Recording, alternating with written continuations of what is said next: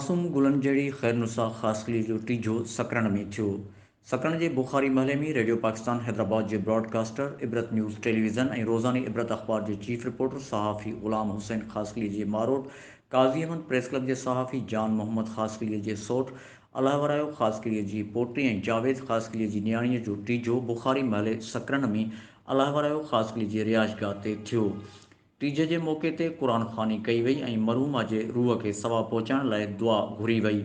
TJ जे मौक़े ते ख़ैरात जी मानी विरहाई वई। टीजे में मिटनि माइटनि समेत सियासी, समाजी, सहाफ़ती हल्कनि शिरकत कई।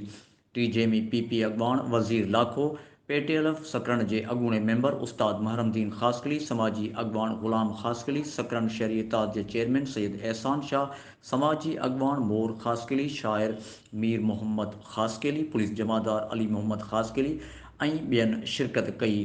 वफ़ाक़ी वज़ीर तालीम मदद अली सिंधी, कामरेड सख़ी मोहम्मद रमज़ान ख़ासकली, यादगार कमेटी जे सेक्रेटरी जनरल दीदार शाद गोपांग, सिंधी अदबी संगत जे अॻूणे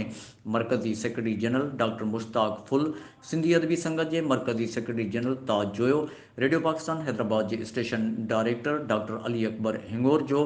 programme manager Qari Mohammad Hussain, broadcaster Nazir Ahmed Lagari, broadcaster Allah Bachayo Sarang Lagari, Peoples Party के सीनियर अॻवान अॻूणे MNA सईद मीर ग़ुलाम मुस्तफ़ा शाह, पीपल्स पार्टी के सीनियर अॻवान अॻूणे MPA ग़ुलाम कादिर चांडियो ऐं ॿियनि, सहाफ़ी ग़ुलाम हुसैन ख़ासकली, सहाफ़ी जान मोहम्मद ख़ासकली, अलाहवरायो ख़ासकली ऐं जावेद ख़ासकलीअ सां ॾुख जो इज़हार कंदे दिली ताज़ियत जो इज़हार कयो आहे। ग़ुलाम हुसैन ख़ासकली, इबरत न्यूज़, सकरण।